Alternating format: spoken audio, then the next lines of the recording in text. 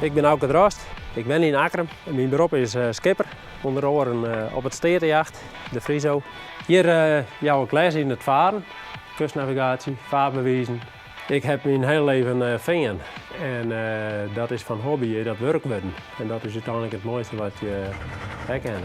Net Friesen, Hollanders denken dat alle Friesen niet op water gebracht zijn en alle gezielen kennen. Uw ervaring is toch wel dat het anders is. Wij gingen thuis altijd al een bootje. Toen we naar die oudere Friesen zijn, die boot voortgegaan. Maar toen wie ik,